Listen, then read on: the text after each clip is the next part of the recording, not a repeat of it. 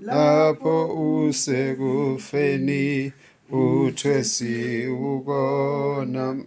Jesu wami, Jesu wami, usihlenga thina, kawunazono wena wangifela mina.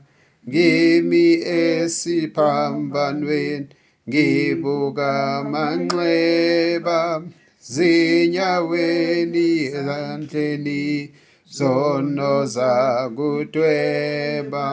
Meli wami, meli wami, wena unamandla ukusulizono zami ngazo lezo zandla. Ngimi esiphambanweni kungimangalisa, wena uqobo usekufeni mphangi wamsindisa.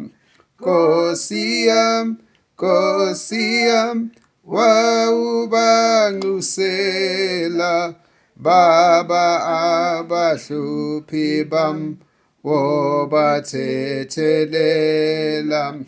Ngimi isiphambanweni ngiyacela kuwe, ngibe nawe efweni ngokukholwa uwe.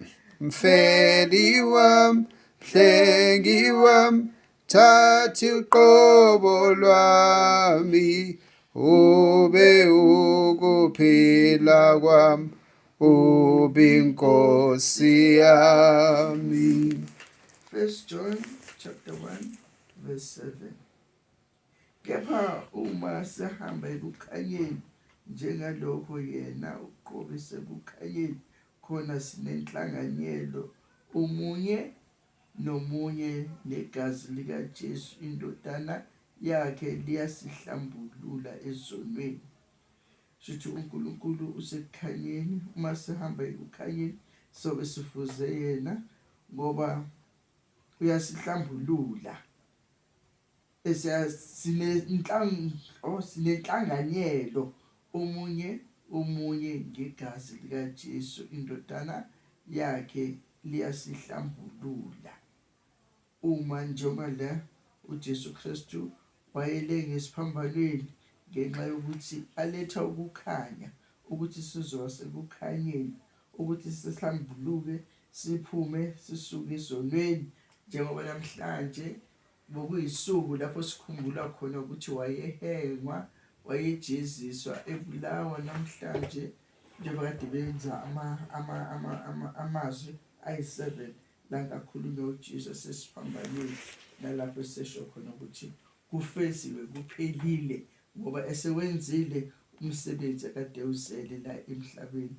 Yingakho nalento ukuthi sime esiphambanweni sibuka amanxeba akhe nezono ezamudweba, yena engenalutho wenziwa isoni phakathi kwethu, wenziwa isoni. Ubaba wakhe azange sambheka nosethwele lezono ezisinda kangaka ezomhlaba wonke, wayengasabhekiki nasebusweni, ingake imflathele.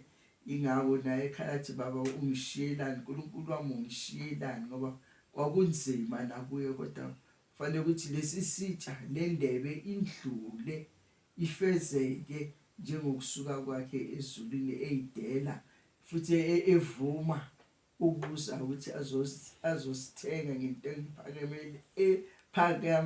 ephakemeyo, ukuze sihlambuluke ezonweni, ukuze sikwazi ukuvuma izono enkosini. Yingakho lelo kusayithi ngime esiphambanweni, ngiyacela kuwe ngibe nawe ekufeni ngokukholwa uwe. Mfeli wami, mhlengi wami, thatha uqobo lwami, ube ukuphila kwami, ube inkosi yami. Sinxusa kanjalo ukuthi nje sisemi esiphambanweni, ngoba lapho izinto zayenzeka khona, lapho kwaphuma igazi likaJesu ohlangothini, exhonyiwe njengeselelesi esesiphambanweni. Kodwa enzela ukuthi sizogezwa, sizohamba ekukhanyeni, sibe ukukhanya nathi ngoba yena uqobo lwakhe engukukhanya. Siyambonga uNkulunkulu ngalosuku namhlanje nokuthi siphumelele siye enkonzweni, inkonzo ebeyimnandi ngendlela emangalisayo. Siyabonga onke nakubantu nezivakashi abanye mhlawumbe basilokhuzane or abanye kade bevakashile, laba abanye or labo umfundisi angena nabo umthandazo Wednesday ngoba ngibona abo baba engingabazi la esontweni nalotshwala la esontweni. Siyambonga uNkulunkulu kwanga izwi laNkulunkulu lingazwakala, kwanga izwi laNkulunkulu lingazwakala futhi la ngasemasontweni singenela khona isonto. Abantu bakhona bafanele ukuthi ngabe singena indlu nendlu abantu ukuthi beze esontweni ngoba kugcwele abomama esontweni nezingane nabafana lethu basesebancane bangakayi ukushada. Abobaba oyibona abanikwa umsebenzi abangaphezulu kwabomama abekho, bathola emabholweni, bathola nasemashibhini lapho bathola khona, or uthole bemile ey'tradeni ungazi bamsidla ngololo ukuthi lento abayihlanganisayo la ngamakhanda yini ngoba bayike umsebenzi abanikwe wona. So umasala lethuba masihlale enkosini, masizifunele sicelele ukuhlanjululwa njalo ukuze lokukhanya kuncamathele kithi nathi sincamathele kuloku kukhanya ukuthi kuzasihlambulula. Ngiyabonga. Amen. Number 3 no 4. Kimi Phambanweni ungimangalisa, wena uqobo sekufeni phangi wamsindisa. Nkosi yam